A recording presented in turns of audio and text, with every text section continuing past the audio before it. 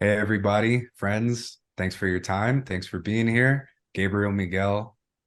This is the Anastasia Foundation podcast. And with me today, I have very special guest, very dear friend, sister, um, Ariane Telishewsky here is with us.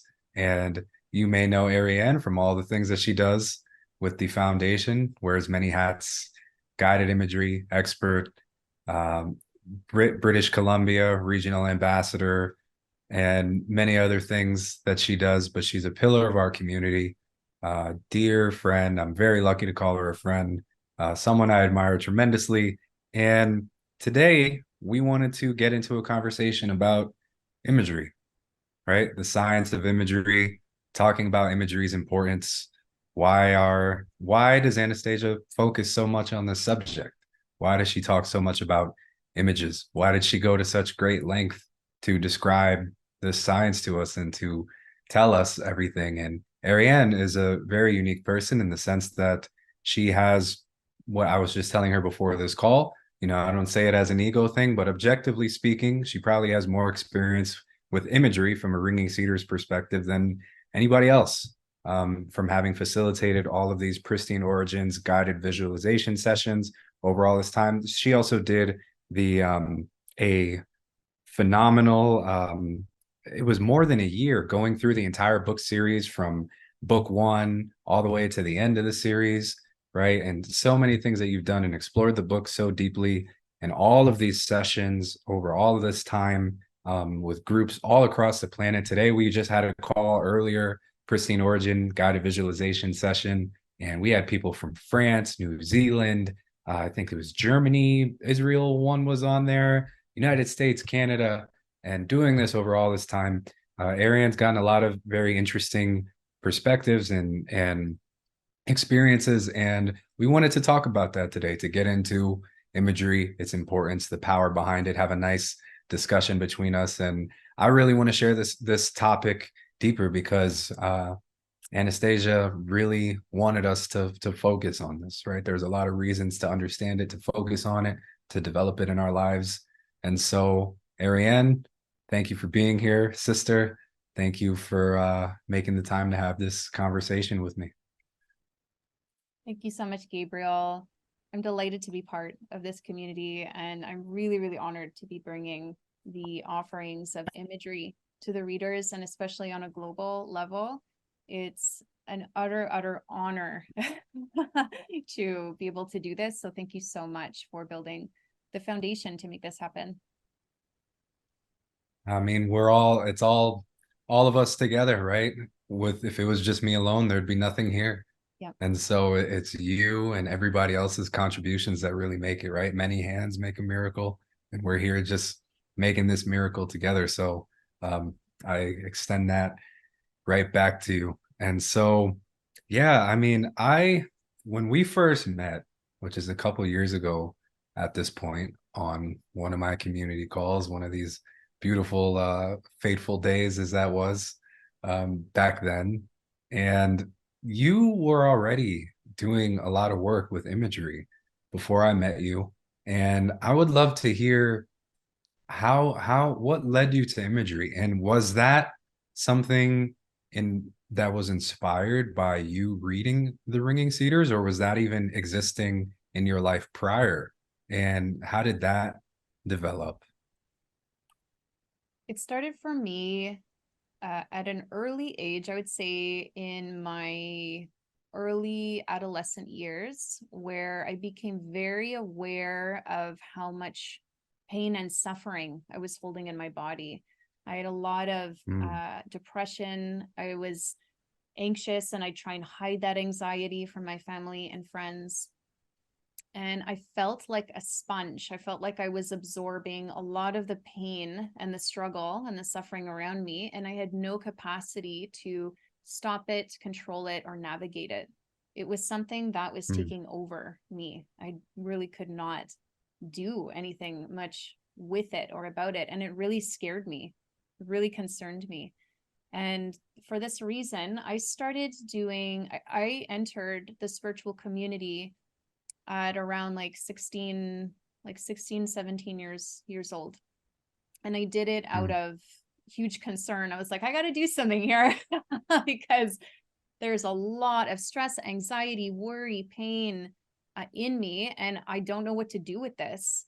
And I'm really very concerned. I'm very scared. And when I look out into the world, I see also a lot of suffering and pain. And something happened in me, deep within me. I had a memory very deep, deep, deep buried inside that was saying, I don't remember the world like this.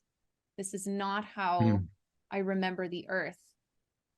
What is going on? Why are people hypnotized? Why are people, polluting the air? Why are we hurting the animals? What's going on? I had this buried memory that was kind of there, but not really, that I was accessing. And I got really angry.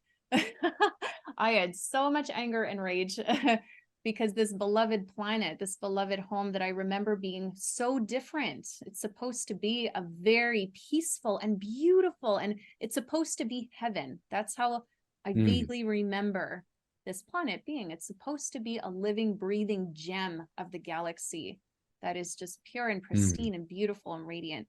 So I spent a lot of my young years battling with not just the anxiety and the depression, but also rage and anger. So I got into Mm-hmm. meditation really young, yoga really young. I was meditating in my backyard in my parents' home for 2, 3 hours, sometimes a night. I was delving as deeply as I could because I had, um, there's so much I was struggling with, very young age, and nobody around me to help me. So all I could do is go inward. That's all I could do. I had nothing else. Mm. And as I began to go inward through meditation and finding spiritual teachers and practicing yoga and martial arts and qigong, I was realizing that, hey, I can turn this around. Hey, I can heal myself. I can bring calmness and peace to my heart. I can help alleviate these huge swings of emotion and terror and fear and even anger. And I started realizing the power of my thought and my intention and how it could transform Mm. my world. And I noticed that the more I got into this world of like healing and thought and imagery and intention and meditation, I noticed other people were drawn to me and wanted to hear what I had to say. So here I am, this like, I think I started teaching when I was teaching people 3 times my age. When I was like 22, 23 years old, I'd be in a yoga class, talking to people in Yep. their 60s and 70s. And people just wanted to hear what I had to say because I devoted my life to finding a solution to all of the pain and the hurt that I was feeling within me and that I was seeing out there in the world. I devoted my life really young. I was all in, and it hasn't Mm-hmm. changed. I'm going to enter my 40s soon. It has not changed. I've still been all in all this time. I So love it. yeah, I remember picking up the Ringing Cedars books in my mid-20s, and it confirmed my own personal experience, which was so I had such a deep personal transformation experience from a very young age before I even turned 20. And the books, when I read them in my mid-20s, had confirmed everything and enhanced it, completely opened up a whole Mm-hmm. other dimension of what is Mm-hmm. possible. And yeah, and then I found the community, I would say maybe, I think a decade later, this is when I found the community and everything lined up for me to be here. Yeah. Wow. Wow. That's a powerful story. And it's interesting because I feel like my story is very, very similar to yours. Like I found the Ringing Cedars books when I was 19. And yeah, from very early, that feeling of being all in, right? I was like after halfway reading book one, I was just telling my wife this before our call. I said, I found this vision of happiness that is so profound and complete. And I know now from this point forward that I'm gonna have such a happy life that I can't only keep it for me. I have to do something in order to help other people experience this, or I'm going to feel guilty for experiencing so much happiness on my own. And yeah, that's kind of where I started. So it's interesting, the age thing, because that doesn't happen for everyone, right? I can resonate with being in rooms of people who are twice or triple your age all the time. I definitely understand that as being the young guy everywhere. Now it doesn't happen so much as anymore, but it used to be the case all the time. But that's interesting. So you were doing yoga, meditation, all of these things. You were having a lot of success with that. And then were you were you doing dedicated imagery work or like exploring that field before you found the Ringing Cedars, or did that come after? I'm just so curious about that. The global imagery came after the books, but the practice of Hmm. imagery for my own personal life and in my work, that came in Right. my late In your 20s. work, right? You were Yeah. doing that, you were offering that and you were guiding people, right? So that was before the Ringing Cedars even. It was before, yeah, it was before the Ringing Cedars. So what I noticed when I started getting involved in spiritual community and having a regular spiritual practice, what I noticed is that my body retains memory of everything. Like the history of my Hmm. life is in my body. And I noticed that these stories and memories were constantly speaking through me in these inner narratives. And I noticed that happening in everybody.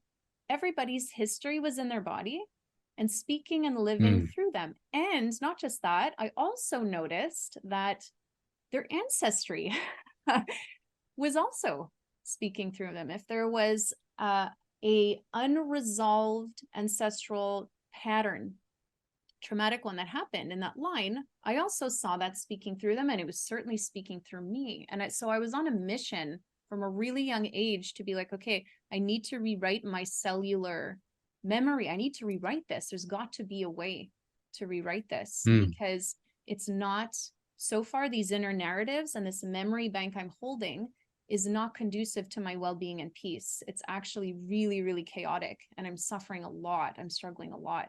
So I did a stack of trainings. I literally have a stack of trainings from, you name it, like yoga, meditation, qigong, all different body work, massage therapy, like energy medicine. I was like, how do I rewrite this? And how do I find Hmm. this solution? And something in me was saying, keep on searching, Ariane. There's something else. There's something else. And then after like a decade of training, and I spent a lot of money on all this training, I still was Yeah. not getting the solution. And then something just clicked. There's a click that happened in me. And I heard something deep in my heart that said, okay, you're going to do a completely different form of work that you haven't been taught yet. It's going to look like this. You're going to work in this way.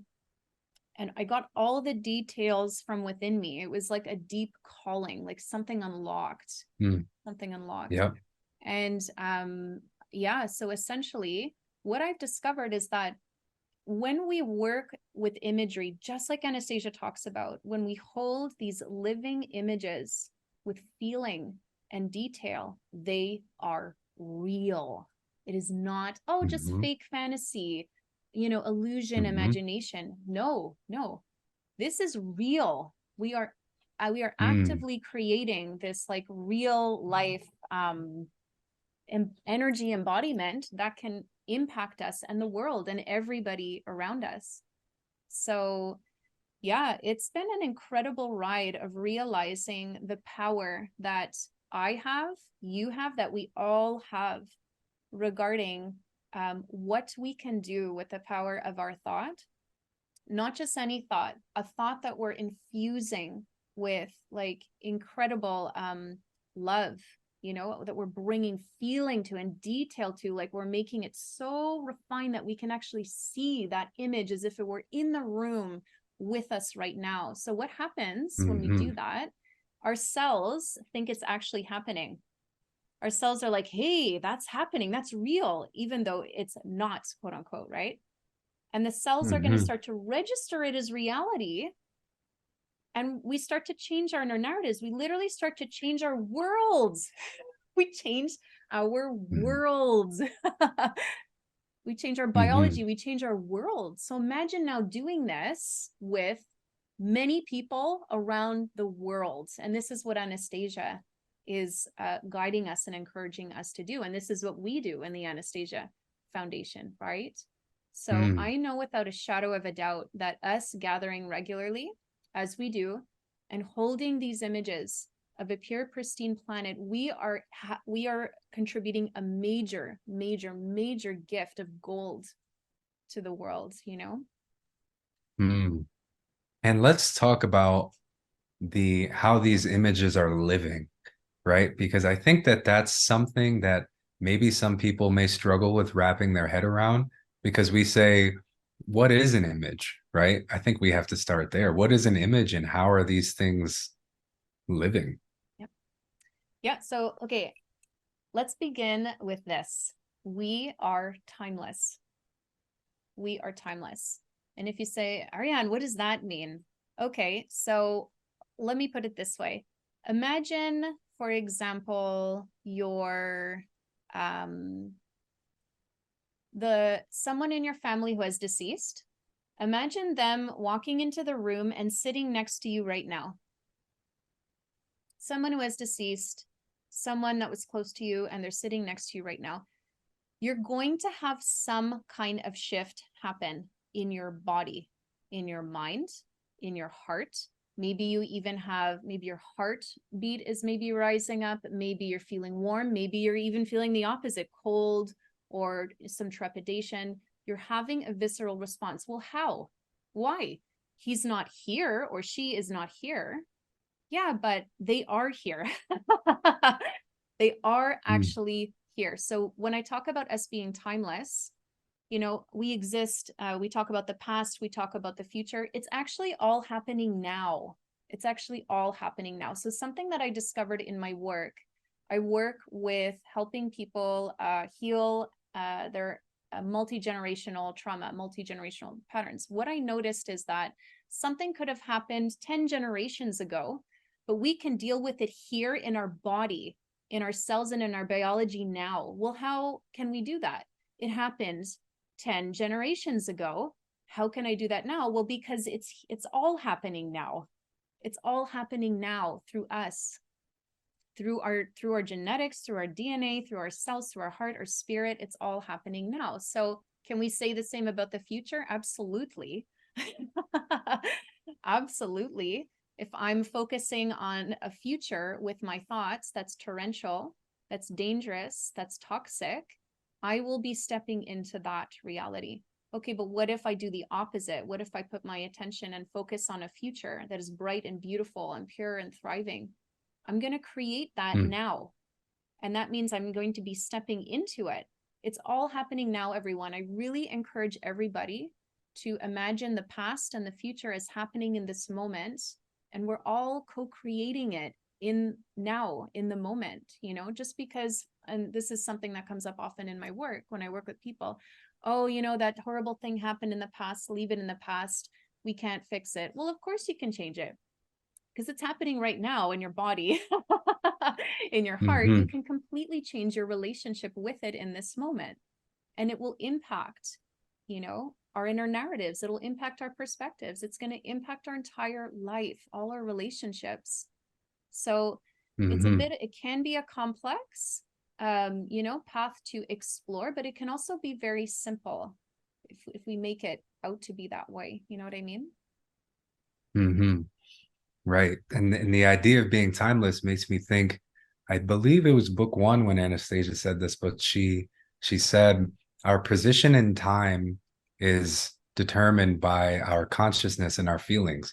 And I think she was saying that in reference to how long it's going to take for this world to turn into the pristine, flourishing world that she describes. And so she talks about humanity being able to change its consciousness and feelings so quickly that history accelerates so fast that, you know, what Anastasia's grandfathers say would take millennia normally could happen in a few years, right? And that's fascinating that it's our feelings and our consciousness that determine our position in time. And so I'd imagine that you and your work, when you have guided people through imagery or they've had these things, I can imagine so many times that there have been miraculous sudden shifts in people's lives. Things start to happen completely differently, right? After their consciousness, their feelings have been changed by the powers of these images. I'd imagine that this is a thing that happens. Oh my God, all the time. All the time. I have so many stories to share about this. And it's real, you know, it's the power of remembering that, and Anastasia talks about this, I'm pretty sure in every book, that we are co-creating all of it, all the time. Hmm. She's pointing to that all the time and pointing to our power. When we're so afraid and when we are consenting to all these fearful thoughts and inner narratives, it's very, very, very hard to see the light, to feel the light, and to remember our human capacities, which are godly. They're incredible, absolutely incredible. So yeah, there's a story of a woman. This happened years ago.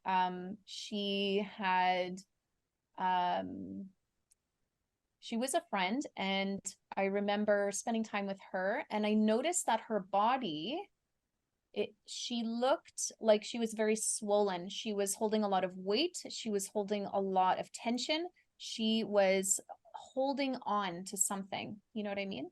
And when I inquired about it, she would say things along the line of like, well, I'm trying everything. I'm trying meditation. I'm trying exercise. I'm trying diet. I'm trying like all these things, and nothing is working for me to feel like I can be like really relaxed and well and light in my body.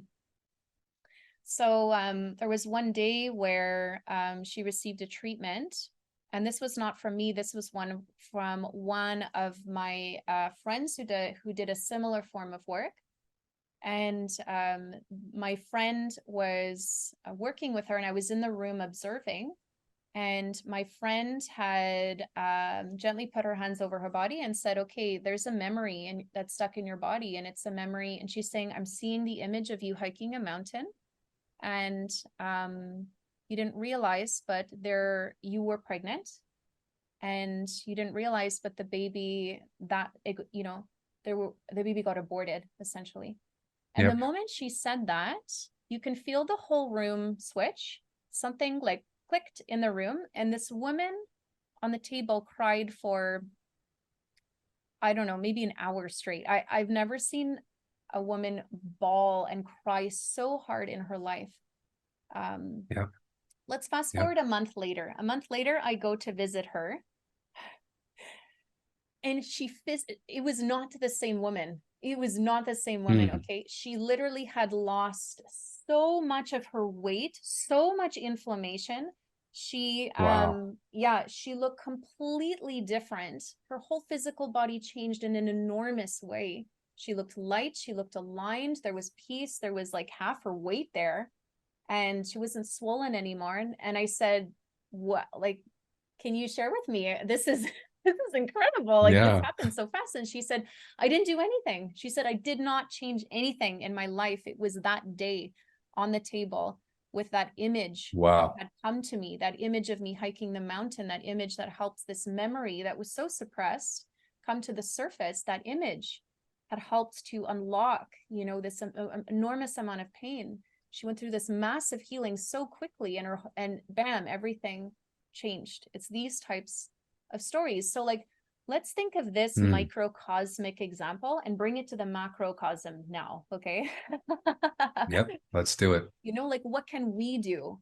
What can we do individually? First of all, for ourselves, yes, we can heal and revive vitality and wellness in phenomenal ways, everyone, with the power of our thought and mind and heart and intention. We absolutely can. I've seen it happen over and over again. I've even healed incurable diseases in my body. I've done all kinds of stuff.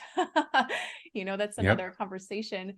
Absolutely. What can we do now for the planet here? Let's think about this. One human being, okay? Now let's times one human being, what we can do for our own body, our own life. Now, what can we do for the planet if we all gather together and hold a certain image together. In my deep knowing, and Anastasia confirms this in every book, we transform everything. We can revive that memory of the planet's pure, pristine expression together. And I believe that's what we're here to do. This is what we're here to do, you know? We can do it, and we are. Absolutely. And in this community, we're doing that. Absolutely. And to your point, like hearing these kinds of stories is just, I'd imagine how many more you have, right? And I'm sure you could go on and on about these things and the power. And when we think about what is an image, right? Well, it's so interesting. Anastasia goes to great length and great, I wouldn't say pain, but she goes to great effort to describe this to us in its essence, in its purest form, in minute detail. And it's fascinating how she emphasizes all these things from the beginning.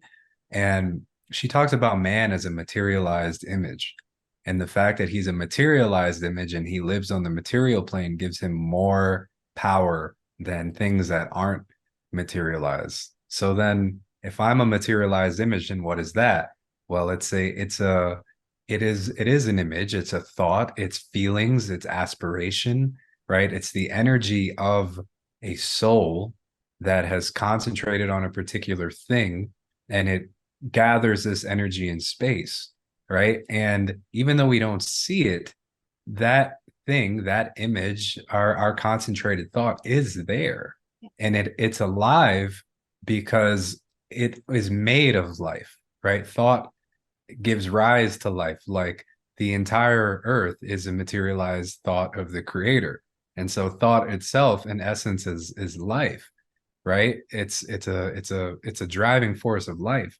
And so these images are alive because we create them. A living soul creates them, right? And we keep adding to them. They it's not like a dry painted wall like I have here in the back, even though I have Kumar's brilliant art here. This dry wall, which is static and just is decay, right? It can't be modified or anything. Images are living, they're there in space, they're made of a living substance, which is thought, which is made by a soul, which is a creator, right? And they have tremendous power, and they are the origin of everything, as Anastasia describes. It's man is an image, right? He is a materialized image. The earth is an image.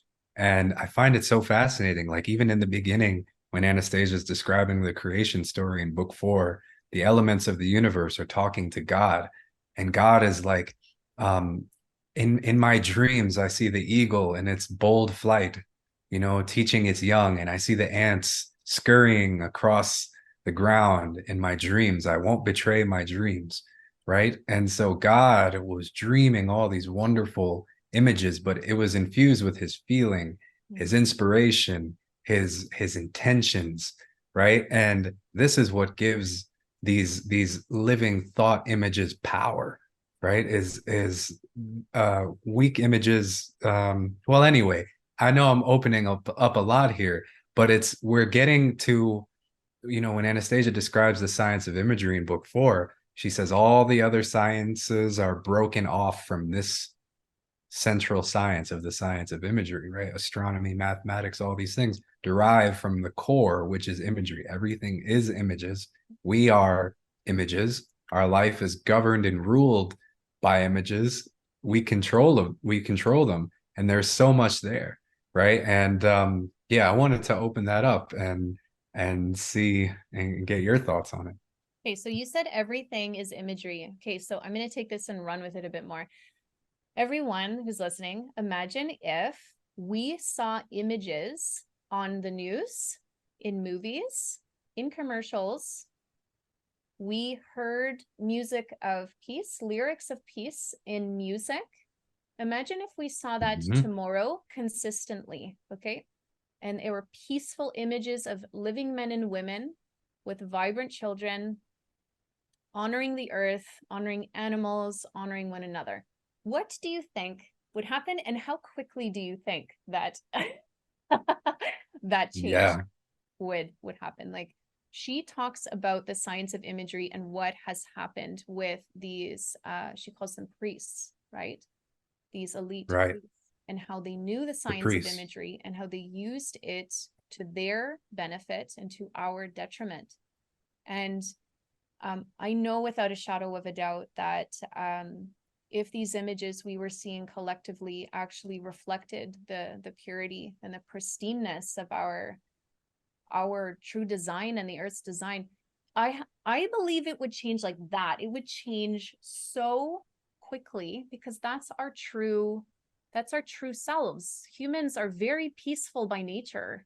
It completely degrades and erodes us to be you know, living in these fear-based systems. It's completely unnatural to us. It's like going against a river, right? So I know that it would change around so quickly if we actually were fed imagery that was wholesome and peaceful. And that goes to show that this like really highlights, what you were talking about there, Gabriel, about the potency of this.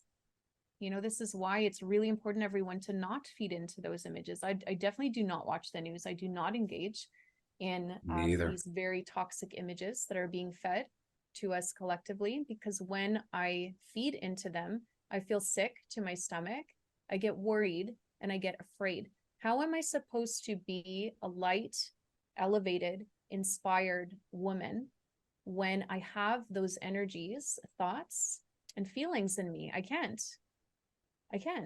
Right. I'm going to say we have a duty to make sure that we don't let those toxic thoughts and images in, because like you were saying, Gabriel, they are alive. Because they have a lot of feeling and detail in them. I can send out a phenomenal image of the world being like pure and pristine and vibrant and an incredible place to be, and infuse my love in it, and I feel that. I can also feed into like a really scary, war-torn world where there's death and decay, and that's like, I'm feeling that too. And it's awful. It just completely takes me down. And I'm going to say we have a duty to ensure that we be so responsible with our thoughts and what we're feeding our thought into, especially right now. And when you talk about our responsibility for what we're feeding our thoughts into, and I want to bring up your unique experience with facilitating the guided imagery for so long in the community, right? And how we're consciously coming together, visualizing ourselves and our domains, visualizing the world, right? Creating this collective thought. Tell us more about this, the importance of this, right? And I would love to hear some of your experiences as well. So if we're timeless, which we are, then that domain already exists. Our kin's domain and settlement, it already exists. We're already living there. We already have flourishing gardens. We're already putting the seeds under our tongue and planting these gardens that hold our genetic coding, our DNA information. We're already healing our lineages. We're already bringing regenesis to the earth. We're already breathing the cleanest, most pristine, pure air. It's already happening now. So if I hold that belief, I want to stand up taller. Hey, I want to I feel so good. I feel so alive. I feel so empowered. And I feel like a lot of shadow and struggle just falls away like that. It just falls away. So what we're doing in these global imageries is we are all over the world. I think we're over 15 countries right now that have participated since we've begun. All over the world, we hold at the same moment these very, very, very specific images of the world in her pure, pristine state, the way Anastasia describes in such beautiful detail in the books. And I'm going to say, and she says it too, we lived that too in other lifetimes, if you believe in parallel lifetimes. I'm not going to say past lifetimes. I'm going to say parallel lifetimes. I'm going to say it's all happening now. Right? Sure. Yeah. You're right. You are right. Yeah. Yeah, totally. It's that we just don't experience it because our consciousness is narrow. Yes.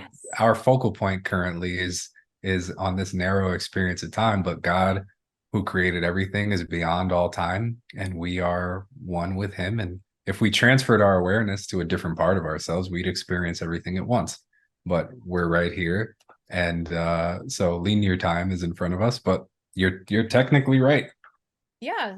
So okay, it's all happening now. It's already done. We're already living there. Why don't I go and visit her? Why don't I go visit Ariane that's on her kin's domain that has such a vibrant, healthy, inspired way of living, a vibrant life, you know, a super healthy body, living with the land, you know, out of those old dying systems into these new, incredible, natural law-based systems. I'm going to go visit her. I'm not just going to go visit her. I'm going to go talk with her.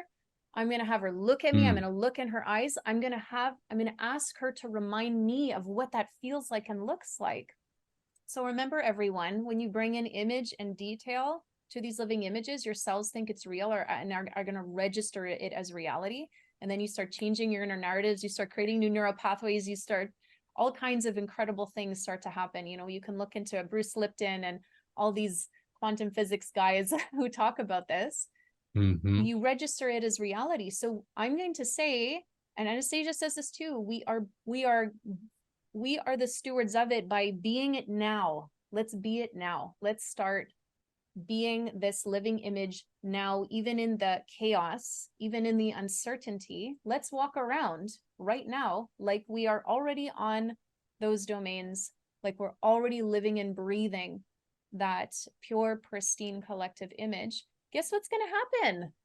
Guess what's going to We're going to speed this up. We're already speeding this up.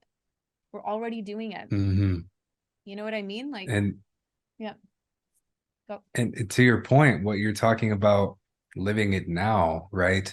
I mentioned this on the imagery call earlier, where Vladimir has a moment. I forget which book it is exactly, if it's book 4, maybe something like that. He has a moment where he realizes he partially realizes her state of consciousness, right? And kind of how unique she is in the dimension of consciousness that she lives in. And he says, wow, it must be really hard for you to deal with the suffering of the world, right? And everything that you see. And he asks her, how do you deal with it? And she says, I create images of the future and I delight in them, right? And this isn't just like a whimsical answer of, oh, I just kind of daydream while I'm here on the grass in my glade in the taiga.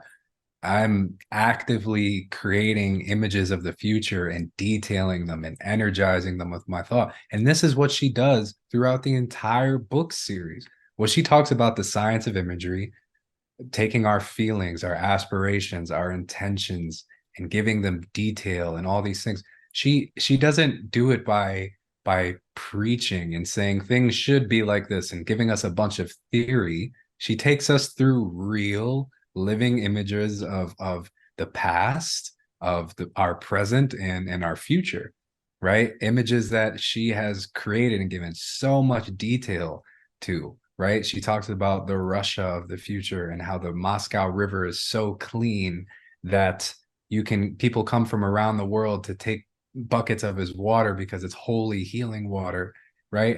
And these just those little sentences have so much power behind them. They have so much feeling behind them that people embrace them in their hearts and souls. And now all of us start dreaming. We all start believing in the images that she's created. We see and feel what she's talked about in the past, what she talks about in the present. And we start dreaming too. And we start seeing ourselves on our domain, right? We start seeing ourselves living amongst these people. We start seeing the world this way, right? And it's so interesting, Ariane, what you said earlier about like, I'm going to go visit Ariane of the future and I'm going to go talk with her and be with her now, and how you feel strong and how you stand up straight when you feel that. I realize throughout all these years of my experience too, that that's what gives me energy. When I think of Gabriel in the future, Gabriel on his land, what is Gabriel going towards? That's that image, that mental idea, that image, that living substance is what pushes me forward.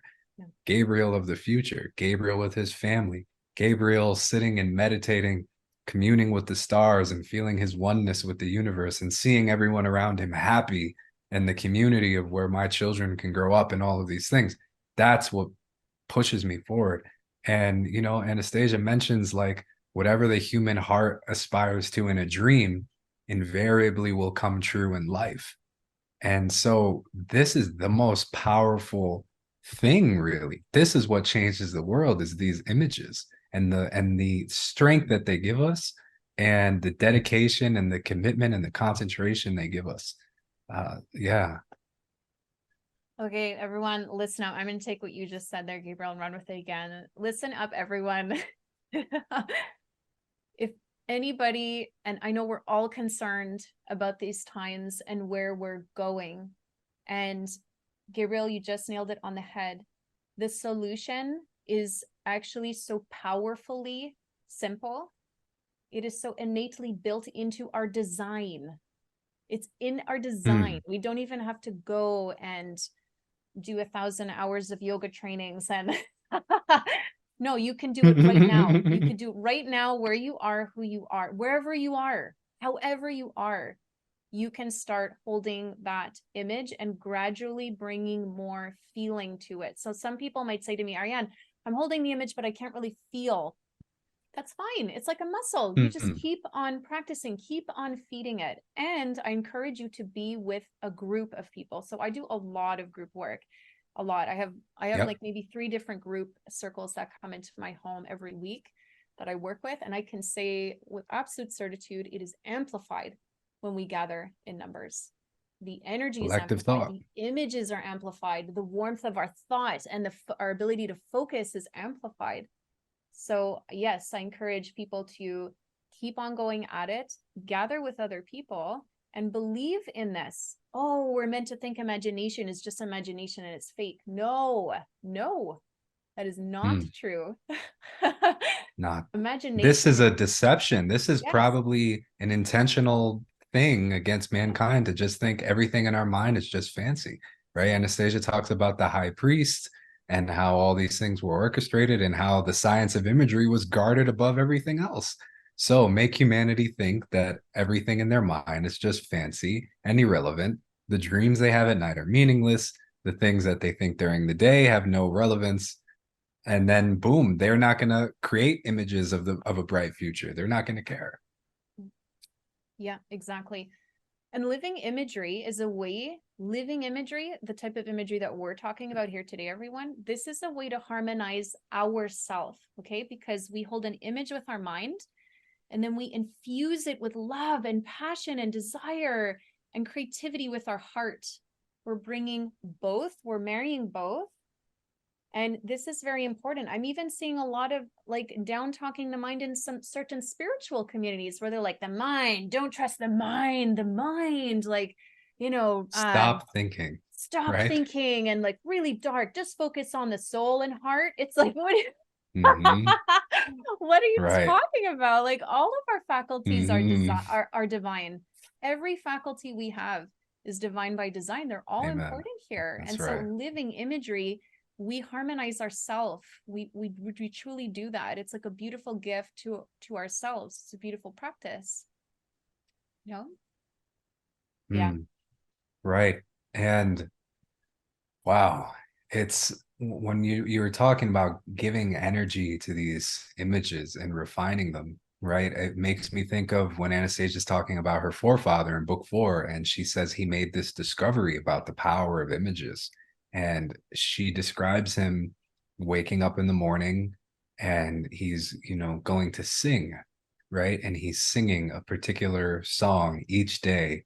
And each day he's refining and outlining the image that he's expressing in that song more and more and more. And then she says one day her foremother wakes up and she's crying, and she, you know, he understands. He's like, you love the image more than me, right? And think about this. This is a Vedic couple, right? Living in their pristine origins way as the creator intended. And he was able to create something where his beloved wound up loving that image more than him. And so think about the strength of that, of how strong that image must have been that he was creating. And he says, I've discovered something and now I need to go and share it with everyone. Right. And I have a way of changing the world. Anastasia said this energy, this image or images in general are more powerful than all the weapons of the world, right? Because they direct the actions of all humans.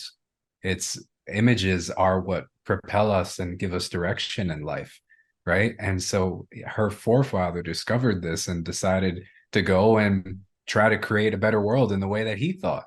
And she basically describes him as the progenitor of all government in the modern, flourishing states of the world. He goes and creates Egypt intentionally, and he does it with 3 songs, right? He gathers the priests and the bards of the time together. He tells them what his plans are. He wants to create this flourishing state where all the tribes of the world are united and there's no more fighting and all the children grow up happy. And he brings them all together and he teaches the bards 3 songs.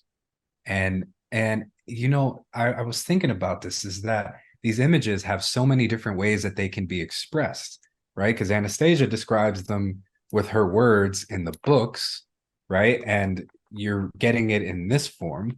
Then they also come in the form of a song, right?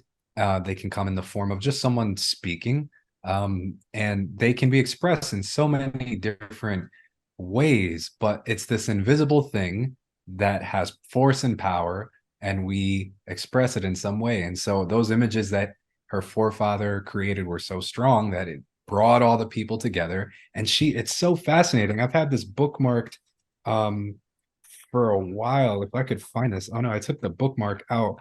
But if I was able to find this, I have book 4 in front of me. And she's basically saying that all the fighting of that time, of Anastasia's forefathers' time, just stopped. There was no war, and all the leaders of that time were confused of what was going on, because all the wars and everything stopped and everyone was just united. And hold up, can I find it? No, we're talking about this. I can't find it, but it's very interesting how all this happens, right? And right, these songs and these images are able to stop all the wars and bring everyone together. And this is what Anastasia is doing time and time again throughout the book. She doesn't feed us theory. She doesn't feed us lectures and conjecture. Everything is these powerful living images. And then if you think about it from that perspective and you see what she's done, how strong each story is, how powerfully moving each word, each sentence is, like, what are we going to do now with this, right? Yeah. She is waking up our memory. She's touching upon and like poking at our memory of being this way and living these pure pristine origins and living, in those kin's domains and living so free and peaceful. The entire book series is an initiation, all of it. She's helping revive our innate pristine memory. So when, I forget which book it is, Lyubomila and Radomir, when they have their settlement 8.2. Yeah, when they have their settlement invaded, and Yep. they are I hope I'm not giving things away because I don't know if everybody's read the book, but anyway, when their Spoiler alert. Yeah, spoiler alert, when their life is taken, something happened to me. I took the book and I dropped it and I started crying, a type of crying that I've never experienced before. It was a very, very deep, deep cry that, Visceral. that I felt like I've never really had that experience before. And I caught myself. I was like, hey, just a moment of self-reflection here. Like, what's going on? Like, I'm bawling like a child. I just threw the book on the ground. Like that image she planted of the most pure, pristine settlement and family domain, and these 2 beautiful, epic people getting slaughtered, really, just destroyed. That stirred a memory in me. It woke up something in me, and I felt this enormous compassion for them. And I felt something that I could not put in words. Anastasia she is absolutely brilliant. She knows what she's doing. For sure. She knows that she's stirring ancient memory in us that's been so hidden, so suppressed and even like coveted, right? We've had all of this disturbance to come in to help us not remember those eras where we also lived that way. We also lost settlements. We also lost our family on those like beautiful, phenomenal, heavenly, We were plots there. of This was land. us. Exactly. Like She says exactly. the Vedarus civilization is waking up again, and it's us, right? In no Exactly. indirect words, she's referring to us, right? She's referring to us. She's talking to us, and she knows that. I've had many, many experiences with the books where I'll have a massive shiver through my body, where randomly and Yep. spontaneously my heart will start pumping like really quickly all of a sudden, where I will feel a presence in the room, like they are right there in the room with me, and there's nobody in the room. Okay, it's a presence, Mm-hmm. of a character she's talking about in the book. She's infusing the book with this incredible inward journey of remembrance and connecting us to this long lost lineage and way of life.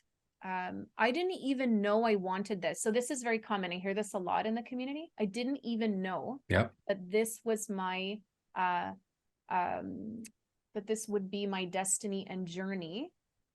When I looked Mm-hmm. back as a young one, I had like a great ability to visualize and to see ahead. I had that really strong at a young age. I saw myself living amongst mountains, living near a forest, and being a speaker and a teacher and a networker. But I didn't see a glorious garden. I didn't see this land Mm-hmm. in perpetuity for the ancestry line. I didn't Mm-hmm. see, a settlement. It only came in with the books. And it's Yep. like I unlocked a whole other part of me I didn't even know I had. And I hear this a lot with the readers, you You're know? describing my exact experience because when I read the books at 18, 19 years old, I had envisioned that one day I'd probably buy a piece of land in a nice pine forest, log cabin next to a lake. And that was my desire in life, right? And then when I started reading everything Anastasia's talking about and then the domain and all of this, I'm like, no, that's everything that I wanted. She gave vision and clarification to all my deepest desires. And honestly, how I view it is that she said, that humanity collectively knows everything, right? But having it expressed or people were unable to figure out these things over the millennia, right? And to express it and to give it form. So, like, in no uncertain terms, we were definitely given the gift of that clarification, like knowing exactly what a domain is, all the different aspects of it, the functions, settlements, and having all that given to us. I mean, I was telling my wife earlier, like, do you realize, for she talks about different human civilizations that have existed too over millions of years and how civilizations have come and gone on the planet, millions, billions of years, humanity rising and falling. And to this point, we've averted a planetary disaster in 1992, right, which was scheduled to happen and it was averted. And now we've been given the absolutely extraordinary and unique opportunity in this life to have the books, to have all of this information, to know these images, this power, this movement that's coming, right? And here we are in this life with this unbelievably unique opportunity to create a world where those things don't happen again, right? Where humanity doesn't go down that path. She talks about in book one, avoiding the dark forces window of time, right? And she talks about how the dreams that she created pretty much set things in motion that saved us from the dark forces window of time, right? And so, man, I forget exactly what I was getting at here, but we have an incredibly unique opportunity now in this life with these images behind us, right? The images of the Ringing Cedars, the images of the Kin's domains, of Anastasia. There's a section in book 10 where I think I've got it right here. Um, she says, behind each word, there really does stand an image and information. And it's sometimes the case that behind just one word, there stands such a huge volume of information that it would be impossible for even 100 volumes to reflect its image. to substitute for it. And there are words that awaken different images in people, right? But when the word, kins domain oh no, I messed that up. Kins domain is a word combination backed by the most powerful of images capable of settling a person in a divine dwelling land, right? So there's so much there. I just wanted to share some of that. What I'm hearing from you when you share all this, and what's coming to me now, is that it seems as though everything that's happening collectively is just reflecting what we as people are collectively feeling and experiencing within ourselves. Okay. And pretty sure Anastasia would agree with that. I'm pretty sure she's already said that in different ways. So let's just sit with this, everybody. If this is truly what it is all about, if the collective is really just reflecting us collectively, human beings all over the planet, then this is, people might have different reactions to this, but personally, I get very excited and empowered with that, because that means the power to change is in our hands. The power to create something different is in our hands. And someone might say, yeah, but we need more people. We need more people. We do not need the whole world. We don't. We only need a fraction. We just need a fraction of people to live more closely with their heart, and to be just a bit more conscientious of their thought patterns and what they're choosing to live. And we're already there. There's a lot of people right now who are buying into the fear culture in a really big way. And there's also a lot of people who are doing the opposite, the absolute opposite. And we know that this light is so, I think you were the one that was saying this on the call earlier today, how, living conscientiously and with, good intention and with love, this far surpasses anything that shadow can bring forth. So it's already done. We already are it.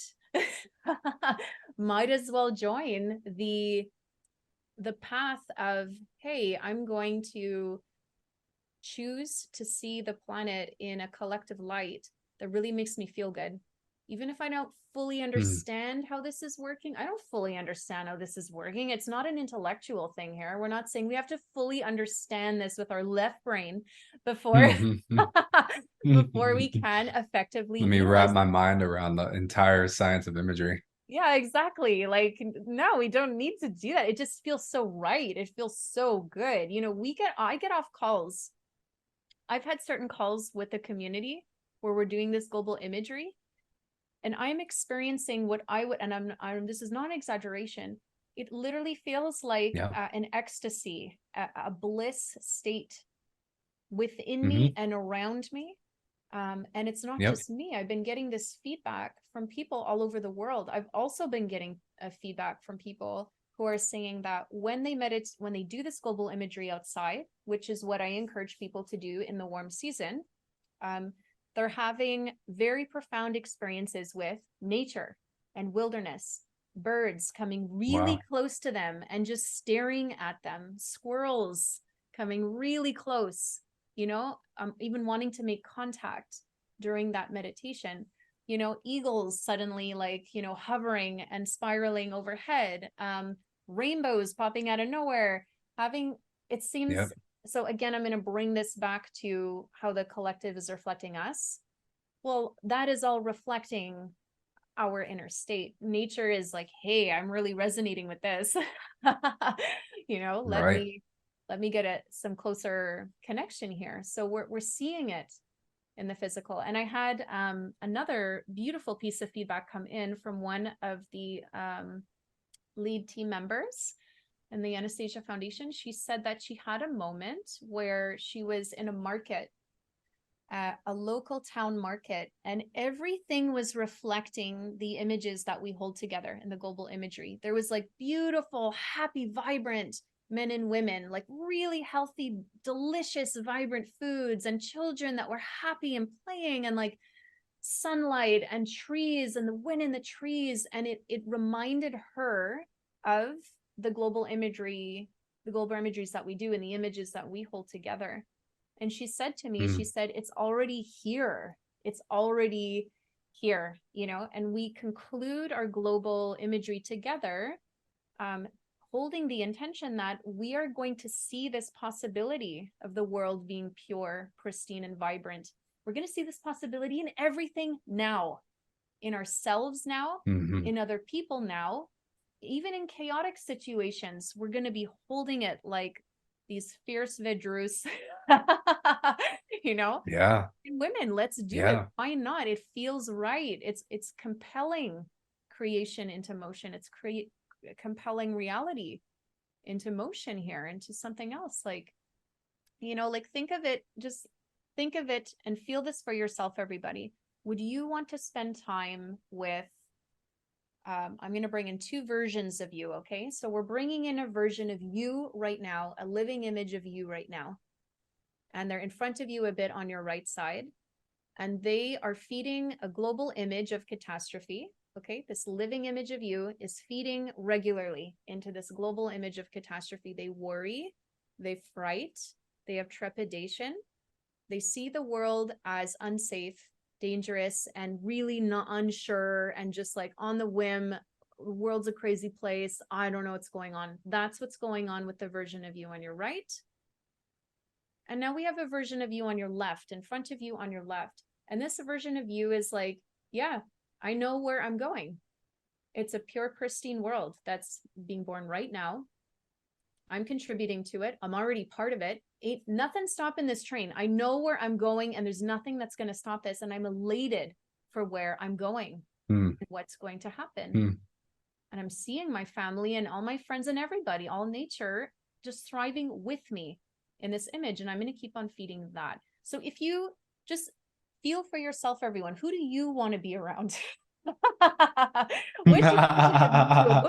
Which version of you do you feel truth from? Do you feel resonant with? Do you want to spend time with? Like, it's right there. So I'm experiencing this with you.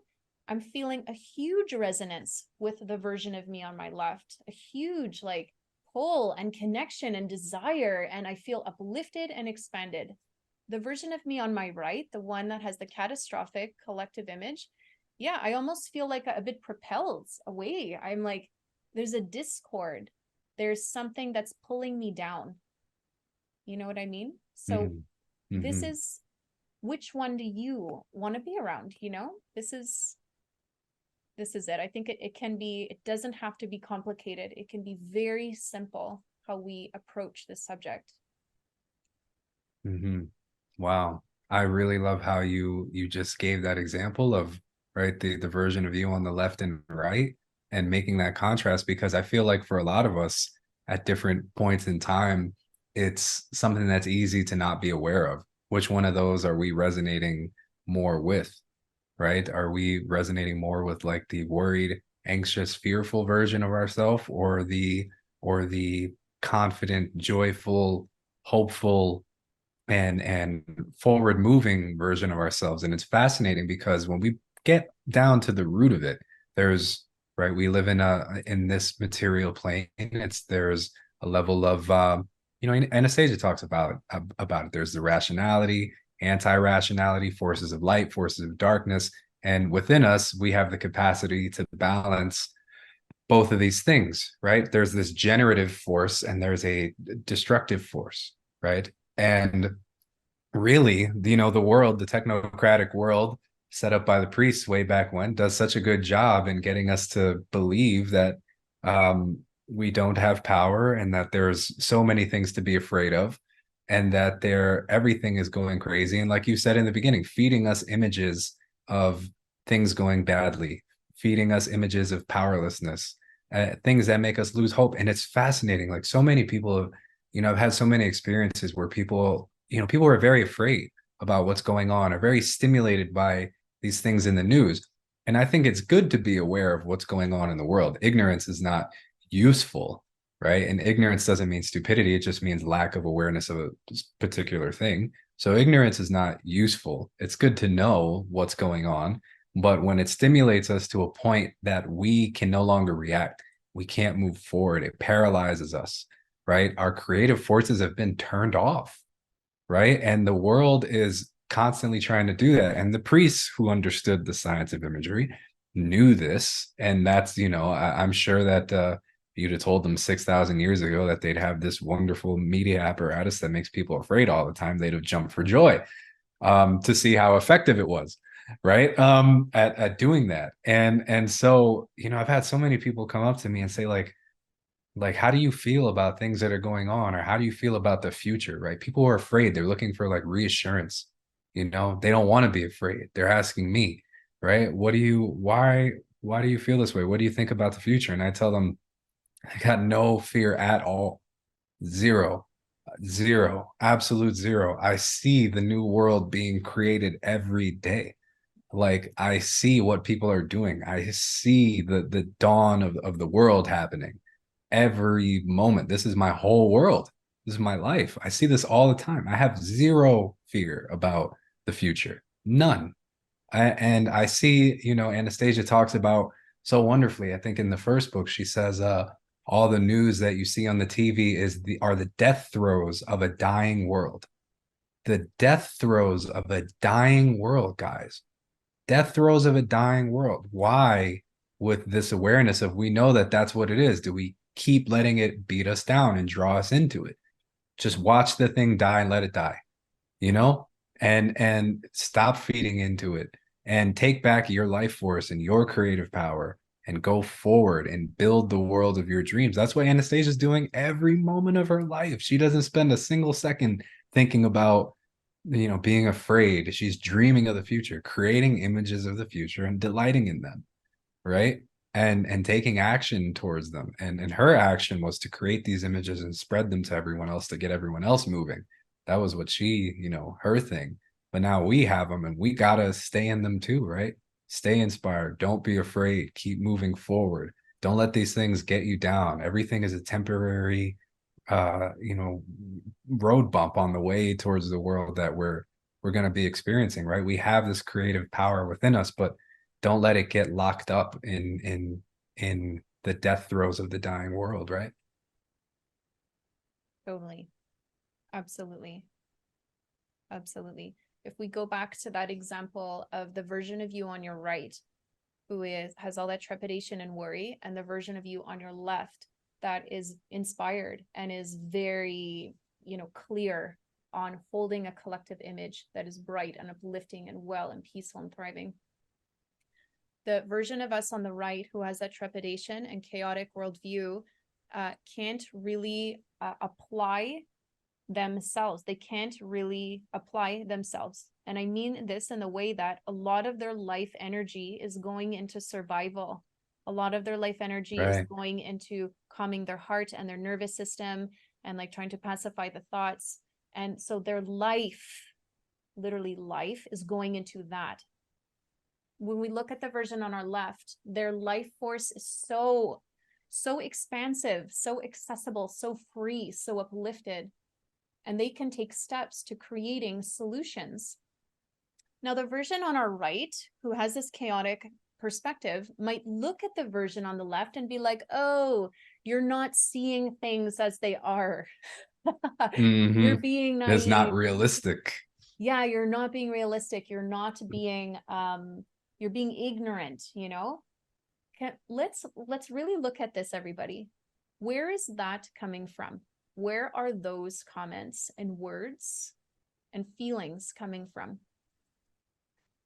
They're coming from a place that is so beaten down, that is so so suppressed. You know what I mean? There's a lot of pain. Yep. There's a lot of pain there. You know what I mean? Like I'm So when we hear this, because I have heard this before, hey, you need to watch the news. No, I'm informed that there's a war. I know there's a war going on. I'm not going to go and watch the daily, every little detail of it. So I'm doing my part in being educated and aware. And I'm doing my duty as well, keeping my mind focused on where I know I'm going and my community is going and the planet's going. There's a way to embrace both, as you were alluding to there, Gabriel. where we honor all of Right. it. You know what I mean? And the one on the left, the version of me on the left, who's holding this very uplifting and wholesome collective worldview, is looking at the version of me on the right and is holding compassion. It's holding compassion. She's not judging the one on the right. She's not like, hey, you should get out of that. And no, You're it's like, bad. hey, yeah, it's like, hey, you know what? I am holding compassion for you, because that is a very scary place to be, because these living images, everybody, can be, as much as they can be beautiful and expanding and profoundly healing and life transforming, they can also be highly destructive. They can be poisonous. They can Correct. cause disease. That's how powerful these living images are. So it is not naive. It is not ignorant. It is like the absolute most honorable, like integral and I would say like aligned way to move forward during these times. I'm going to, yes, I'm going to be educated and aware, and I'm going to hold the healthiest boundaries I can, because this God-given thought of mine is creating or destroying worlds. I got to make sure I'm putting this in the right place, so and another thing, everybody, is that when we are in groups of people that are thinking similar thought trains and having similar inspired thoughts like what we're having right now, we can accelerate our understanding of this. It like, it Yep. just shoots. How many calls have we had together, community calls, team calls, where we're passing these types of thoughts around and all these doors are opening and all this new insight pouring in and through out of Right. nowhere, and we're Yep. having this incredible inspired conversation that we were not accessing before on our own. Like, definitely definitely not, Yeah, so absolutely. yeah. Well, thought finds a way, right? As Anastasia is saying, it's like trusting that our thought will find the solution. And one of all of the little shoots of our thought are working together, trying to find the light. We find it faster, right? It's we amplify each other and we get closer to the truth. As she talks a lot about this about in 𝚑𝚒𝚒𝚒 school, right? This is how the kids learn, is they create a space where they're striving towards understanding of a certain concept together, like freely and openly and sincerely, right? And this is what gives it all power. And so, one thing I wanted to say too about what you were saying earlier, it's I completely second and agree with everything you're saying, that being aware of what's going on in the world and choosing to keep moving forward, it's like, okay, all of these things are happening in the world.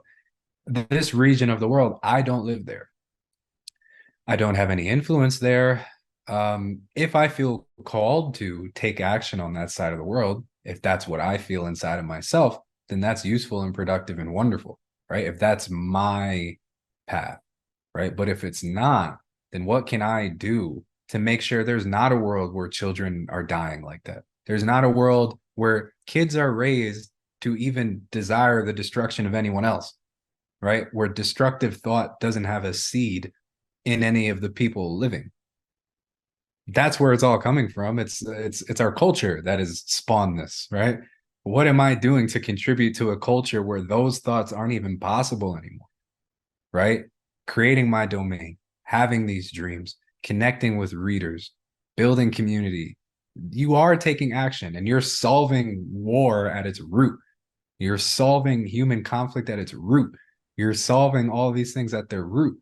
And it's like, because of the power of these images that inspire you, that move you forward, you're trying to manifest this, right? This is where the power is. If you feel like, I want to take action on this side of the world or on this cause, and that's your thing, God bless you. And that's your thing, right? God bless you. That needs to be done. If we all did nothing, then nothing would happen, Yeah. right? But it's not everyone's path. And so for those of us who it's not, then what can we do? Create a world where these things don't exist anymore, where the United States and Canada and everything is covered in kins domain settlements, where our children don't grow up desiring the death of other children, right? Where they're not even taught that that's okay, where men and women don't grow up with these violent attitudes, right? Like, it's just something to think about, because the more I've thought about Anastasia's words and applied it in my life, I'm like, what am I going to do? I can only keep doing what I'm doing here. I'm trying to make this world where these things don't exist. Yeah. Like, I'm trying to bring up children who are way better than me, right? Who wouldn't ever want to desire these things, and who are around other children who feel the same way. And that's why she talks so much about the raising of children and how important it is. Or I think in book 3, book 4, she says, women have the power to end destructive thinking in the world. Don't sleep with men who have destructive thinking, and don't reproduce it. There we go. That's a good action to take. Right? I think there's so many things we can do. But God, I couldn't agree with you more. It's not ignorant. It's the most powerful stance that a person could take. I'm reclaiming my power, and I'm going to keep going towards the world that I want. No one can stop me. Yeah. What's ignorant or weak about that? I see it as it's already done. It's done. So it's already done. We're going there. Like you have touched on that a few times, Gabriel. We're already going there. Nothing's going to stop it. We're going. Okay, so these torrential things are happening around us. Yes, we feel it. Yes, we're impacted by it. And we also have this beautiful, incredible, just like Anastasia, and it hurts her, right? Vladimir said, how are you coping with this? And she's like, it's really painful. It hurts a lot, Yeah. but I get all of this incredible, energy and life and light in me because I'm creating these images of the future. So we are doing that. We are doing exactly that as well. We are doing exactly that. And it feels absolutely amazing. So if it already exists, and it exists, we have gone and refined those kins domains and settlements in the community over, I think it's over 2 years now we've been doing Yep. this global 2 years. imagery. We the readers and the people that do show up on these community calls, it is so familiar to us now. It is so familiar. It's like, yeah, this is home. This is where I'm going. This is where I'm headed to. It's like, it's not even a question now. And now when we leave the call, we're holding that energy, and other people feel it. Other people feel it, and there's something in them that starts to stir that they don't even know. They don't even know. It's like me reading the book and throwing the book down and crying, and I don't even know why I'm crying, because I'm reading this. I'm reading something in the book that just sparked something so deep in me. So we literally become these living, breathing, walking nodes of possibility, to help other people by just being in the room, by just being in the room, so it's an enormously powerful thing. It's also really fun. I think it's awesome. I think I get such a kick out of it. I'm like, hey, are we that powerful? Yeah. Okay, well, I'm gonna just get curious with this and play around with this then. How creative can I be with living imagery? What kind of things can I do for myself, my family? For, I live right by ocean. What can I do for the waters over here? What can I do for my neighbor who's struggling? Like, how can my thoughts impact all this life around me? It can be it can be a very curious path, and a really adventurous and fun one. And the more we exercise this ability to work with and project living imagery, the more refined it becomes. And again, I'm going to remind everybody, when we're in groups, it accelerates and it amplifies. Yeah. Right. Yeah. That's what Anastasia says. The power of collective thought is the strongest thing in the universe. When we can unite ourselves together around these images, that's why the Ringing Cedars movement is the strongest thing in the world, right? Kins domains and settlements, because these images are so powerful and we're all focusing on them together. Yeah. Right. And so many settlements exist, and it's all happened so quickly. Right. And, I would love to hear, like, if you could share some of the experiences or things that stick out to you, or some experiences that people have had on the calls, on the imagery calls. I'd love to hear. I'm sure people would love to hear some of these things, because it's so powerful. We just got done doing one a little bit before our conversation here, and I could speak to my experience on how powerful that was, but being able to see these things and feel them, as you say. So I'd love to hear some stories or things that stick out to you from all of that. Yeah, there's quite a few that are coming right now.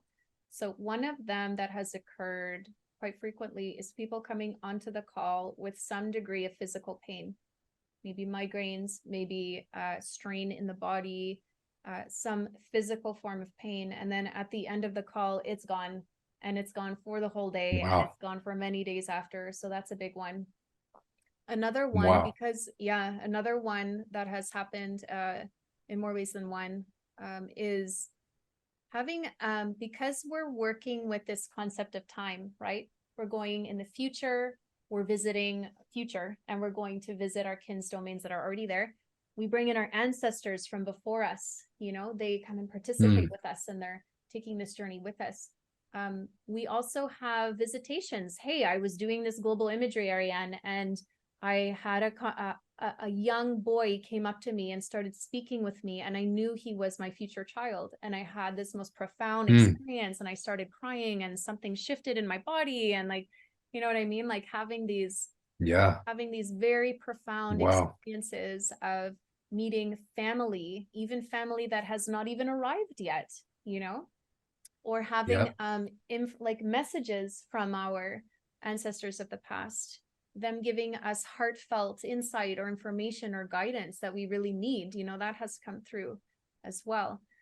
The main one is the buzz we have in our body. There's sometimes where it feels like, oh, I just don't have the words. It's like a full body bliss, It's the cells, it's my soul, our soul, remembering, hey, there is no such thing as being divided. It's an illusion.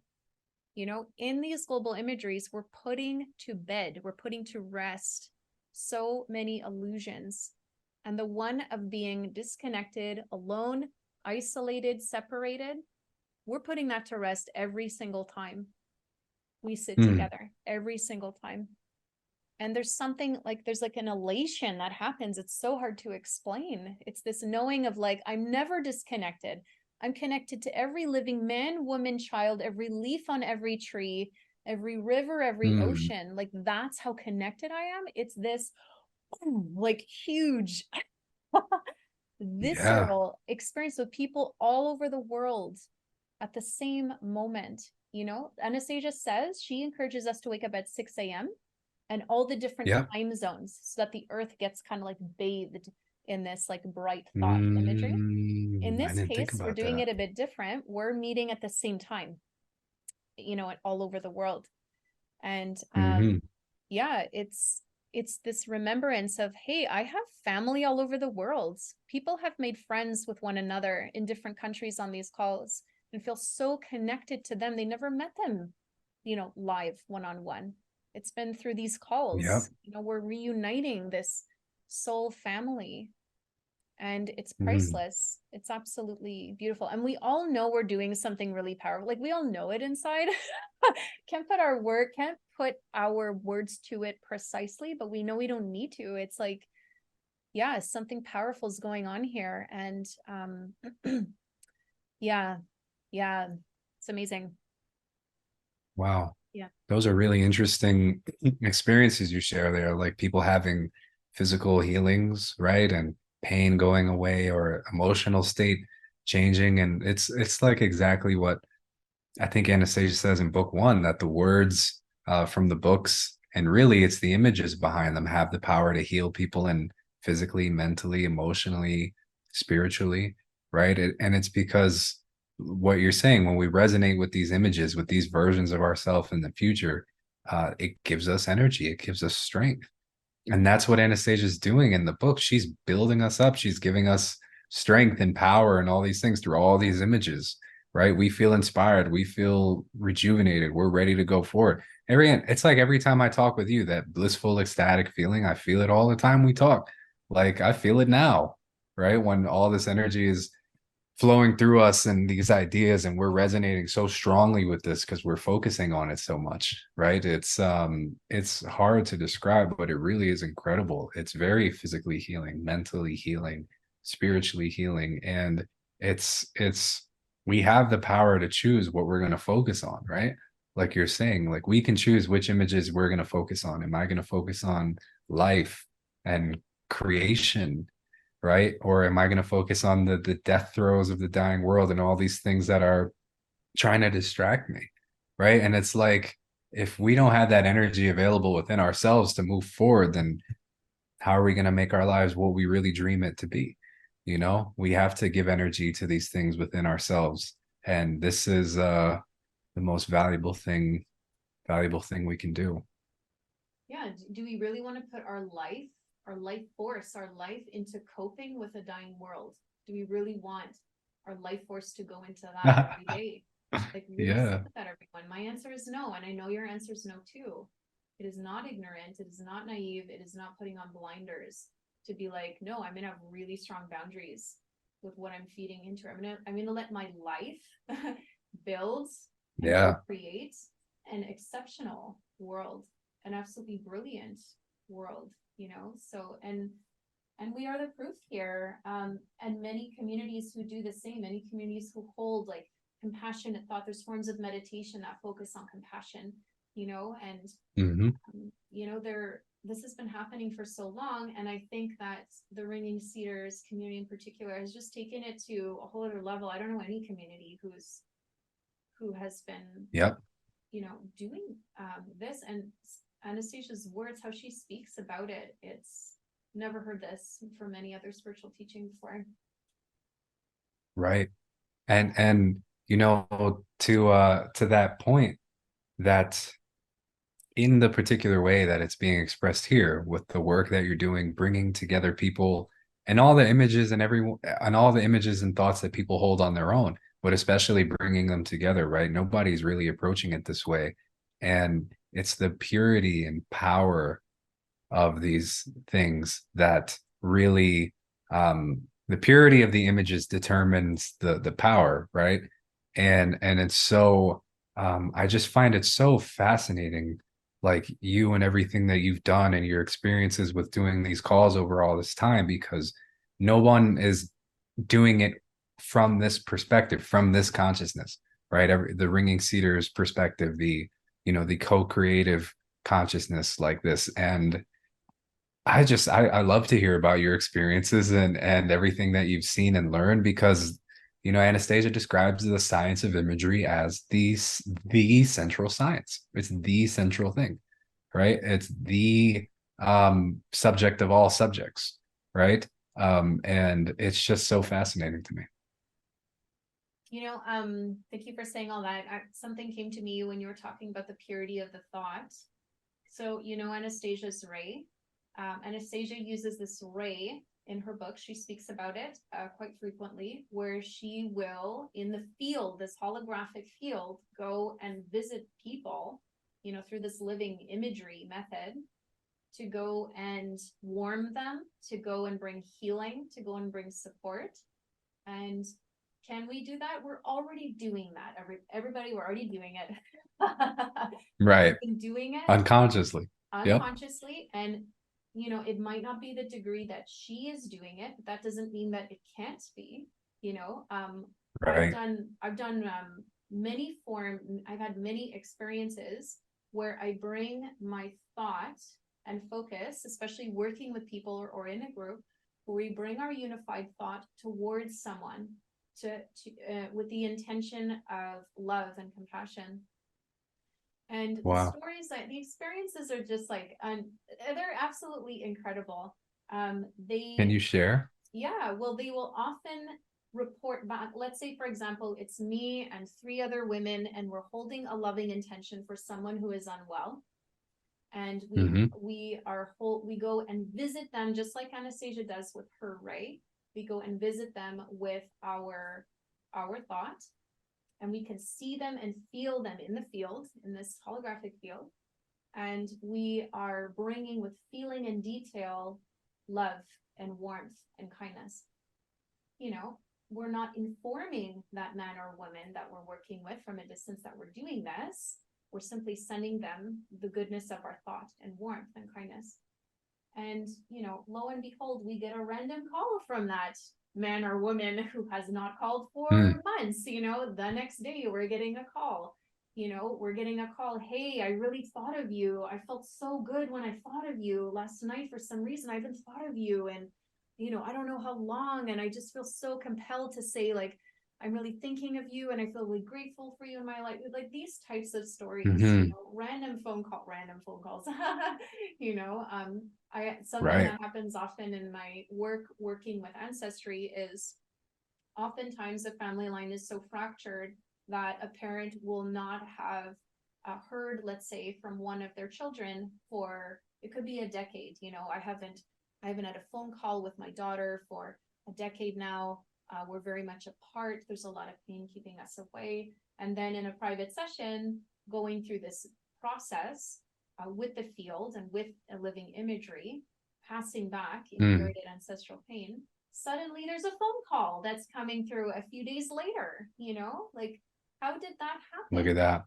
that. That wasn't a fake fantasy world we were doing with our thought. We were moving energy, we were moving density and pain and fear. We were passing back inherited ancestral patterns that held a lot of weight. We were making space for light and warmth, and now suddenly there is suddenly there's these actions that are being taken that were not able to be had before. Like, I'm gonna call you, it's been 10 years.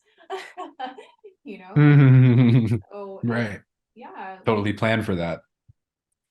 totally. It's we're exceptionally powerful. Every time I'm gonna read the book series again, this is gonna be my third round reading the whole book series, from the first book to the last book. And in this book, I'm really gonna let myself really be eye to eye with Anastasia's capacities, instead of thinking, oh yeah, like it's just her capacity that she can pull, do with the ray, or with her, how she, whatever. Like, no, I'm going to see her as parallel with all of us.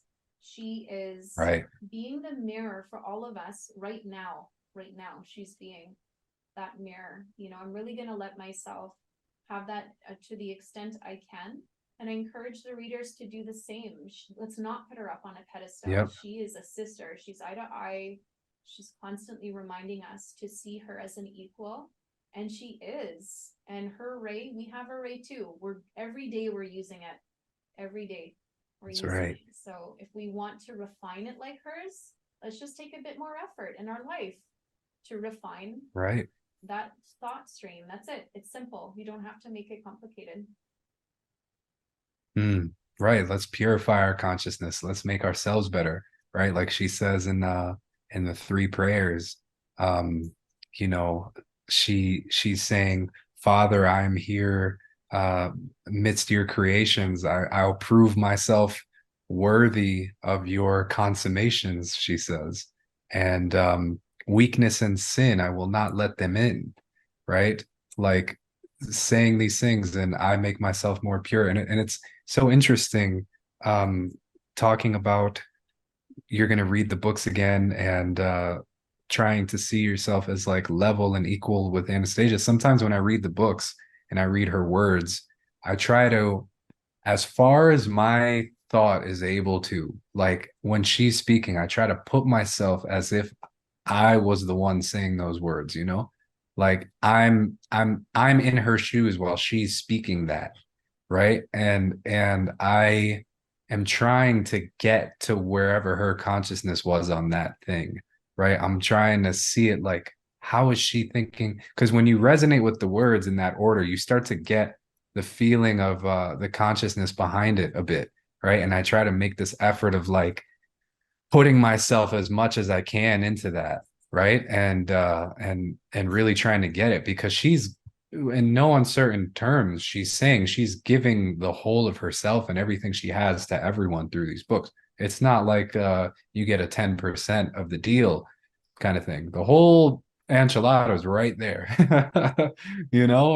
And we become more receptive to it over time, right? And definitely I mean, I'm sure you feel the same way, like going through and rereading and experiencing these things again, and taking time to meditate on these things too, and to think about it for ourselves. Like sometimes I'll take the idea of like imagery, the science of imagery, and just sit. I remember probably a few months ago. I think about the subject all the time, but like one episode I think about is a few months ago, I was thinking about like man's relationship with the planets and all these things that she describes. And I just like plunked myself down on the floor here in my office. I had one of the books in front of me, and I'm like, I'm not going to get up until I feel like I got some clarity on this. And I sat there for like 2 hours, just like racking my brain like as hard as I could to understand this thing myself, right? Like she gives information to inspire us, but it's like we got to put it together, you know. And I made a lot of progress in that session. At the end I felt like I understood it, and I was, yeah, better than I did before, and I was happy. I'm like, good. But like, you know, she talks about training our thought, Yeah. right? Making an effort. Don't let your thinking be lazy. Try to understand these things. Make the effort. We've been given the gift in this lifetime of this knowledge, of this information, of these things. We got to squeeze this orange for all the juice that it's got, you know, because time is limited, right? And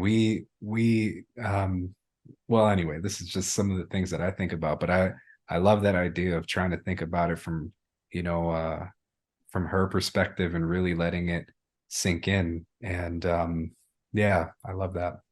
That's a living image right there. You are literally like merging with her. You are allowing yourself to really be in her skin and to see from her eyes and speak from her very mouth. You know, that's a living image, and that's incredible. It's really powerful. And yeah, you've inspired me to now do the same. So I'm totally going to do that when I read the book, Nice. you know, because absolutely she's totally speaking to a part of us that we forgot. It's coming back. We're remembering it together. And every time we read the books, like this is going to be the third time I'm reading it. I mean, there's so much in there. There's so much in there. They're very mysterious as well. You know, reading a book and me thinking, hey, did I even read this book before? I don't even remember half of this. Nah, right, right, right. Come from? Like, there's clearly these dimensions to this book. You know, of course, Yeah. I'm talking about myself too. I'm a different woman now than I was a year ago when I read them. So yeah, it's an incredible time. So really, the solution to one of the biggest worries and concerns right now, and I would say the solution to the majority of our struggles and our trepidations, like it really does come from something. The solution is something that's innate and it's built into us by design. We have it. It's accessible at any time, anytime. And if some folks feel like it's not really strong, like I remember when I tried to do imagery, like like 20 years, more than 20 years ago, I tried to do imagery and it felt very weak. It felt foggy. It didn't feel compelling or believable because my ability to hold a thought was a little it wasn't clear. So because it wasn't clear, I didn't really feel strong about that image. Yeah, don't worry about it. Like it's something that we can exercise and strengthen with time. And again, I'm going to circle back again to it gets Yeah. stronger when you sit with other people and you do this together. So Yep. there is no, oh, I can't hold images and I'm really bad at it. Hey, it can change. We can totally I couldn't hold a living image for my life. Like, you know, it's funny. Over 20 years ago, it was bad. It was like nothing. It was just a fog. My thoughts were so dense and complacent and boggy and foggy because of my life experience before and what I was struggling with, you know. So let's have compassion for ourselves, and we can make it a really exciting and curious journey. And it's also a beautiful way to connect with other people, you know, like we're turning these capacities back on. That's really exciting. And we're going to turn life around with it along the way. I mean, how amazing is that? This is incredible. Wow. Wow. You know, one thing that pops up in my mind is when you're saying when people come together for the collective imagery, I kind of think, right, Anastasia basically says that, you know, our Vedrus ancestors and even the Atlanteans and these people before us understood the science of imagery, and they would come together and create images together, right? And she talks about the mistake in the age of the image that the Atlanteans made because they used it for a different kind of purpose. But this is what she's urging us to do: come together and create images of the future and create images, right? I mean, it's unbelievably powerful. And something I said on the call earlier was, it's my belief that these pure, pristine images are, how would you say, exponentially stronger than all of these weak, fearful images, unclear, right? When something is unclear and not very firm, it's not strong, right? When all the, fear and worry and a lot of these things are like, sometimes very ephemeral, not very strong images, right? But sometimes they are kind of strong, fair enough. But these kinds of things, talking about the domains of the future, the world of the future, ourselves, our happy lives, are unparalleled in their purity and their detail and their power, right? And Anastasia says, whatever the heart dreams of will invariably come true in life, right? And these are the things that move our hearts the most. These images and these things move our hearts and our souls the most. That's why Anastasia talks about, people need to feel, right? People need to feel. They don't just need to think anymore. Everything has been said. All the thoughts have been laid out. All the wise words have been said. People need to feel. And this is what this enables us to do, is to feel and to really get it inside of ourselves and to move beyond what we experienced in the past. Yeah, absolutely. Everyone see and feel a horde of children who have not been born yet, a horde of children that are coming to visit you. See and feel them. They're coming now. They're making eye contact with you now. See and feel that. A ton of these future generations that have not yet come here. And they're watching you. They're watching us. They're looking at us. Everything we're doing is going to be the world that they step into, literally the world that they're stepping into. Wow. This is a powerful living image. Another powerful living image. You have a bunch of ancestors that are ancient ancestors that stood fervently, that put their life on the line for freedom and sovereignty and peace. They're coming to speak to you now. They're making eye contact with you now. And they're looking at you, and there's many of them. What are we going to say to them? Do we have anything to say to them? What are you feeling in your body? These are living images. They're so powerful. Yeah. And they can compel us in a completely different directions. These two images that I just shared here, we share these two images to the version of you on your right. That could stir that version of you on your right into a whole new path. It could stir and awaken that image of you on your right to go onto the path of you on the left. And what did we do? We just shared two images. That's it. It's very powerful stuff. It's really powerful. I like to walk around saying, like, I have 1,000 ancestors behind me. I have legions of lights behind me. They're with me all the time. Yeah. I have peace with them. I feel peace with them. When I don't feel peace with them, I do the work to feel that peace. We're standing in peace together. I'm a walking miracle. They're calling miracles through me and with me. When I walk into a room, I uphold the room. Shadow, bam, does that. Just That's right. Dissolves when I walk in. I'm holding these images of myself. I'm walking by the ocean. I'm on an island. There's ocean everywhere here. When I walk by the ocean, I can feel I can feel and see and smell and taste the purity of this water, like putting out these images. I'm letting my body feel that this is rippling out there to everything and everyone around me. This isn't just my mind playing some fantasy tricks. No, I'm co-creating with life. And it's incredible. I've had incurable diseases in my body. Doctors telling me, oh, it's incurable. You can't do anything about it. It's inherited. No cure for that. And I'm like, yeah, we'll see about that.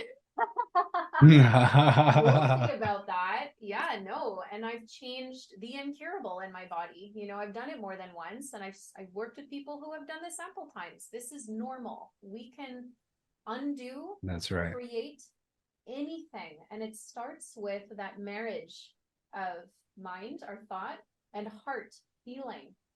it starts combining both of those, you know, and of course spirit too, it's all of it. But like you said, Gabriel, we got to bring the feeling. We need the feeling in it too. Mm.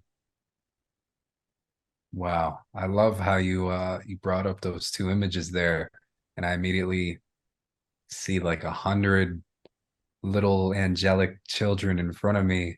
And what I feel from them is this sense of like, thank you, you know, thank you for all that you've done to create the world where we can live, right? And I'm sure that that's how they'll feel towards us, towards our generation, towards the people doing this now, right? We have atoned for the mistakes collectively of our past, right? And we bear the responsibility of righting the wrongs of history and doing these things now in a new way. And like seeing those children, God, that's so inspiring, you know, and just I could really sit with that image for a while there. That's something that really pushes me forward, you know? Like when I think about creating my own settlement and community, I was telling my wife the other day, I'm like, you know, of course, my main desire with doing everything that I do with the foundation is um I have this vision of happiness. I can't keep it to myself. I have to help spread it to everyone, and I have to make it real, right? I can't just do it alone. I'd feel really guilty if I did, if I was just happy alone on my domain or something.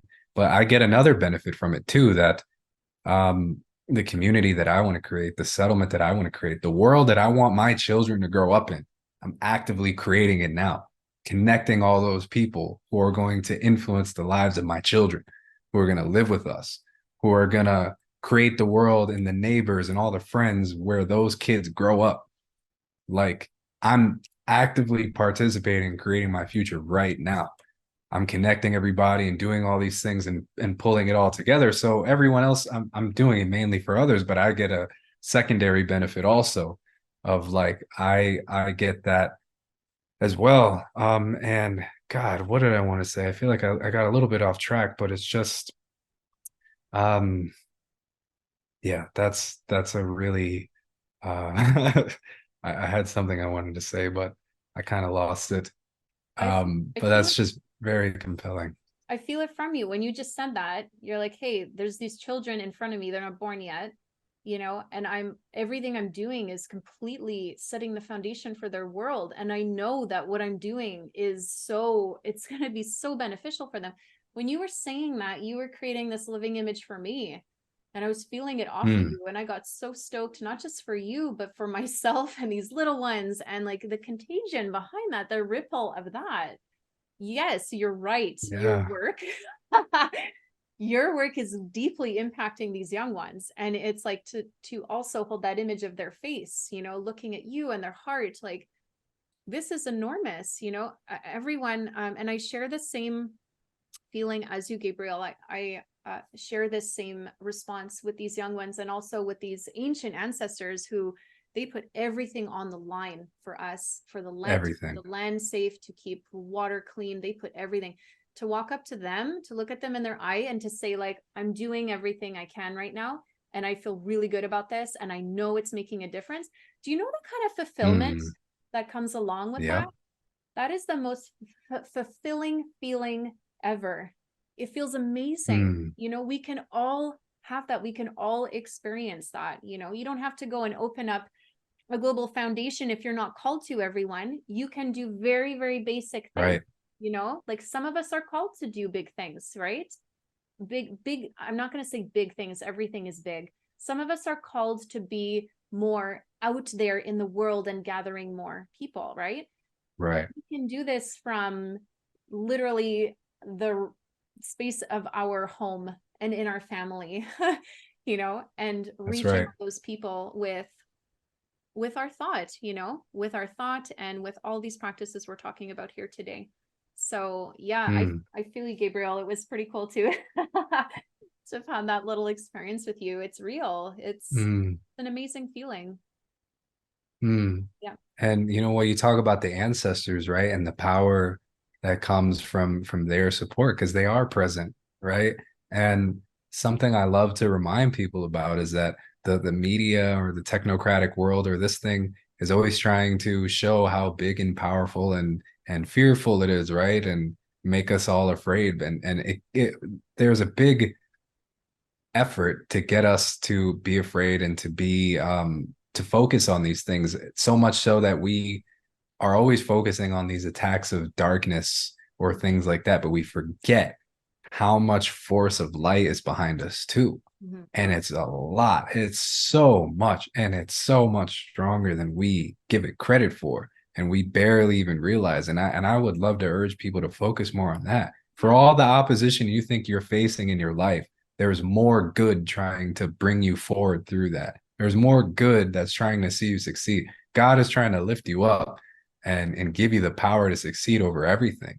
Your ancestors are there with you. The future version of yourself is there with you, right? All the forces of good in the universe are trying to help you. Don't think that darkness and all these things are so strong, right? And that you've got nothing and that there isn't any support and you're all alone and afraid. It's a delusion. It happens to all of us, right? Like we all, I can't say I've felt this way my entire life. That would be ridiculous. But remember these things, right? Like there is an incredible power and force that's trying to help you with everything, and the forces of light are behind you too. Totally. You know? Yeah, it creates worlds, it creates planets and galaxies. It's the natural energy life force here. It's leading through us, speaking through us. It's so potent. It's so powerful. I think I forget which book it is where I think his grandfather stopped a natural disaster from happening just with his gaze, right? Just with looking up at the sky. A bomb explosion. Yeah. Yeah, he stopped it. Yep. Just one man, one living man stopped a global catastrophe from happening here. Like with the And Anastasia said, she said when the bomb was exploding, she said it was the manifestation of the dark forces. She described the explosion as the manifestation of the dark forces, and he stood in front of it and stopped it with his gaze. There you go. You know, this is it, everyone. Yeah, pretty exciting. Really exciting times. Wow. To be remembering this. Yeah. Yeah. And it could be curious, it could be fun. And yeah. Amazing. It's absolutely amazing. Beautiful. It's fun, right? It's joyful. Yeah. It's fun. That's what it is at the end of the day. God is joy. Joy is fun. Yeah. You know, and we're here having fun together. Yeah. Creating the future, right? It's no fun if we're not smiling. It's no joy if we're not smiling. So totally. And I like to take those dark forces and use them as catalysts. Be like, okay, you want to come in harder? You want to come in and make this war happen in whatever country? Okay, I'm just going to jump into more light here. I'm going to hold more light, and I'm going to be even stronger in my conviction with my collective image that I'm holding. You know, we can use this to our benefit. We don't need to we can completely turn it around so it's working for our benefit. wow, that's so powerful, Ariane. You know, I could sit and talk with you forever on this subject. I feel so inspired and energized speaking with you. And I gotta say, I'm just so grateful for you, all that you do, the energy that and the care that you give to people in the community and to the vision, to these images, right? Because we're kind of loyal to these images of the future, right? The images are our war captains, you know, our leaders, right? And we are in service to these things towards this world. And I see that brilliantly exemplified in you and your life and how you live. I'm deeply inspired by you, grateful to know you, have you as a friend, and to be working alongside you. And thank you for your time and, you know, having this conversation with me. And this is absolutely wonderful. So thank you. Thank you so much, Gabriel. Thank you so much, everyone. And you can join us for these global imageries. We'd love to have you.